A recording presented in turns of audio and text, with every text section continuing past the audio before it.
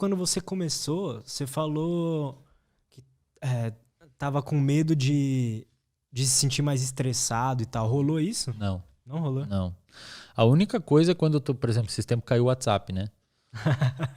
E eu atendo online, e me ferrou, né, velho? Puta merda, me fudeu. Entendi. Aí eu senti estresse, mas não porque quando você faz isso, você ajusta muitos parâmetros no seu corpo, cara. Saúde mental é muito mais do que uma narrativa. Saúde mental é muito mais do que conversa. Saúde mental é muito mais do que só o cérebro. Saúde mental envolve vários parâmetros. Envolve o que você come, envolve que horas você se expõe à luz, envolve que horas você dorme, envolve a qualidade do seu sono, envolve o que você ingere, envolve as suas atividades que você faz. Por exemplo, um estudo muito famoso foi conduzido em 2016 sobre microbiota intestinal. Microbiota intestinal é a população de organismos que você tem vivendo no seu intestino, as bactérias, que são muitas bactérias. O que o estudo viu? Eles pegaram fezes de paciente com depressão, transplantaram essas fezes para um camundongo, para um rato de laboratório. Um rato que eles chamam de germ-free, ou seja, não tinha bactéria nenhuma no intestino do rato. Entendi. O rato desenvolveu um fenótipo algo parecido com depressão. Só pelo transplante das bactérias do cara deprimido. Caralho. E aí eles viram, inclusive, quando eles traçaram o perfil, foi publicado numa das revistas do grupo Nature, quando eles traçaram o perfil das bactérias, era muito parecida às que tinha no ratinho dos que tinha no humano, ou seja, não se modificou tanto. Entendi. É muito louco. Hoje tem bons ensaios clínicos mostrando que se você usa probióticos, por exemplo, né, você consegue auxiliar de forma significativa um tratamento de um deprimido. Entendi. Ou seja, para começar a história, saúde mental é também o que você come. Saúde mental é a hora que você se expõe à luz, Lutz. Se você é uma pessoa que se expõe errado à luz natural, você pode aumentar a chance de desenvolver depressão. Por exemplo, a gente sabe que a nossa vida ela vive em ciclos. Tem coisas que acontecem em ciclos. Tem coisas que acontecem em ciclos mensais, anuais, como por exemplo as estações do ano, acontecem em ciclos anuais. Tem coisas que acontecem em ciclos mensais, como por exemplo período menstrual da mulher, todo mês. Tem coisas que acontecem dentro de um dia, que é o que a gente chama de ciclo circadiano. Circadiano, tá? De dia. Então o que acontece no período de um dia? Quando você acorda, começa a aumentar um hormônio no seu corpo chamado cortisol, que é o hormônio do estresse. O cortisol ele é liberado pela sua glândula suprarrenal devido à atividade de um eixo, que a gente chama de eixo hipotálamo, pituitária, adrenal. E duas coisas influenciam a liberação do cortisol. Ciclo circadiano, então a hora do dia, e estresse. Quando você está estressado, você aumenta cortisol. Tá? O cortisol é para respeitar o ciclo circadiano mais do que ser liberado quando você está estressado. Cortisol é para ser liberado quando você está realmente estressado. Tanto é que o Robert Sapolsky escreveu um livro uma vez chamado Por que Zebras Não Têm Úlcera? O nome do livro. Por quê? Porque zebra só se estressa quando tem que se estressar. Quando vê um leão, quando falta comida, quando falta água, a gente talvez tivesse que viver um pouquinho mais como zebras. Né? Por quê? Porque a gente se estressa para qualquer coisa. O cara buzinou no trânsito, pico de cortisol.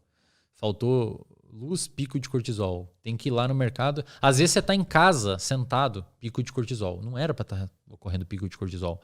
Cortisol respeita um ciclo circadiano. Outra coisa que respeita ciclo circadiano, liberação de melatonina. Né? O seu sistema imune. Tem horas do dia que ele está mais ativo, horas que está menos ativo. Fígado, atividade do fígado também respeita um ciclo circadiano. Interessante. É muito louco, cara. Esse é um tema quente hoje nos estudos em neurociências. Tem um cara chamado Stachin Panda e o Matt Walker, o Matt Walker hoje é o principal estudioso sobre sono no mundo. É o pirocudo, o cara que mais estuda sono. Ele é foda mesmo. E o Stachin Panda estuda o ciclo de uma maneira geral. O sono é um marcador do ciclo circadiano. Tem outros. O que acontece? No hipotálamo é uma regiãozinha do seu cérebro. O hipotálamo é mais ou menos a transição entre o sistema nervoso central e o sistema endócrino. O hipotálamo é como se fosse uma ponte física entre os dois sistemas. Então, o sistema nervoso central, digamos que detecta uma situação de perigo, uma situação de medo. O hipotálamo vai executar essa emoção no seu corpo.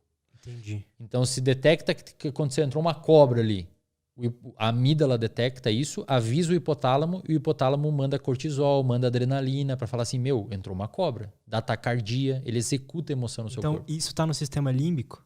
No sistema límbico, exatamente. Sistema límbico que são o sistema que envolve interpretar e associar emoções. Entendi.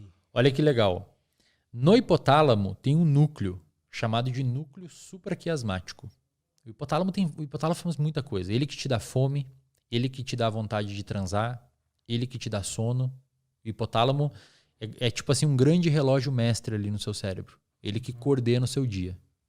Tem uma regiãozinha do hipotálamo chamado núcleo supraquiasmático. Dentro do núcleo supraquiasmático estão os genes chamados de genes clock. São genes relógio. Esse é realmente o nome. Foi a descoberta e a descrição de como esses genes funcionam deram o Nobel de Medicina e Fisiologia em 2017. A galera ganhou o Nobel quem descreveu isso. Esse núcleo supraquiasmático é o relógio mestre do seu corpo. Tá? Ele que coordena todas as funções, ele que fala a hora que é para você sentir fome, a hora que é para você sentir sono, tudo tá ali. Esse reloginho, se eu arrancar esse relógio do seu cérebro, isso já foi feito, pega pacientes ratos, etc., que morreu, se for humano, ou rato, que você faz o experimento e depois tira o hipotálamo, você bota isso numa cultura de células, você vai ver que a atividade dessas células, você tem como fazer uma cultura de células em laboratório, você bota ali todas as comidinhas que as células precisam, glicose, para elas se manterem vivas, e fica registrando a atividade delas. Mesmo sem estar na cabeça da pessoa, as células do núcleo supraquiasmático funcionam num ciclo de 24 horas. Caralho! É, muito louco. Aí você pega humanos e joga, tem experimentos que fizeram isso, qualquer livro de neurociência tem, você pega um humano e bota ele numa caverna, leva um grupo de humanos para uma caverna e você deixa esses humanos sem o que a gente chama de arrastadores. O que é arrastadores? Arrastadores são estímulos ambientais que te dizem mais ou menos que hora do dia é. Então, por exemplo, se você sair na rua agora, você vai ver mais ou menos que hora é. Você vai ver o sol, vai ver o que as pessoas estão fazendo. Se tem muito movimento e é mais noitinho, você vai pensar, deve ser de tardinha. Ou seja, você tem estímulos que informam você que hora do dia é. Esse núcleo supraquiasmático detecta esses estímulos. Tá? Se você joga uma pessoa numa caverna, por exemplo, sem esses estímulos, então ela não sabe se é dia, não sabe se é noite, não tem relógio, a comida é dada em hora aleatória e a pessoa não tem TV, não sabe que hora é lá fora, a pessoa, depois de uma semana, vai sair da caverna dormindo 4 da manhã e acordando meia-tarde. Mas ela ainda vai continuar dormindo e acordando num ciclo de 24 horas. Só que ela vai arrastar para frente, dessincroniza com a sociedade. Por quê? Porque o que sincroniza o nosso reloginho com o reloginho da sociedade, com o dia, é a luz, principalmente. Se você tira a exposição à luz natural de uma pessoa, por exemplo, fica num quarto escuro o dia todo, literalmente não vê luz solar, não entra. Os seus olhos, cara, é um pedaço do seu sistema nervoso central que tá para fora do seu corpo. Isso é muito louco, né? Por quê? Por que ele tá para fora do corpo? Porque ele precisa saber que hora que é do dia, se tá claro ou tá escuro, para direcionar uma informação lá para dentro e fazer você ficar energético ou fazer você ficar com sono. Se você pega uma pessoa, só de você mexer na luz que a pessoa tem exposição ou não, você já consegue mudar totalmente o padrão de sono dessa pessoa. Então a gente vive em ciclos. A gente consegue viver em ciclos. Se a pessoa se expõe errado à luz natural, ela pode aumentar a propensão a desenvolver depressão. Por quê? Porque vai mexer no sono, que é importante para depressão. Dormir bem é muito importante para depressão. Então se você acorda de manhã, fica encerrado em casa, não se expõe à luz natural, você meio que não avisou o seu cérebro que começou o dia. E aí de noite você vai ter problema de ter sono. Por quê? Porque pro seu cérebro o dia começou muito tarde. Porque você não pegou luz natural logo quando você acordou, mais ou menos. Tipo assim, você acorda às 7 da manhã, fica no quarto trancado o dia inteiro. Ou fica até meio-dia. Aí meio-dia você sai para sair almoçar e pega a luz natural. Pro seu cérebro, você acordou meio-dia. Então provavelmente você vai ter dificuldade para dormir. Vai dormir mais tarde. O seu cérebro ele começou a... O que faz aqueles genes clock começar a rodar, o relojoeiro do nosso relógio central, é a luz natural principalmente. A luz natural é o que seta o seu dia. Então, se você tem problema de dormir, a gente faz muito isso na clínica com os pacientes, se você tem problema de dormir, você tem que ter uma agenda de exposição à luz natural. Você consegue usar a luz natural como um hack para melhorar a sua qualidade de sono. Foda. É quase como se você hackeasse o seu cérebro, hackeasse o seu sono. Tipo, você pega um cara que dorme mal, expõe ele na hora certa, a quantidade certa de luz, o sono dele vai melhorar depois.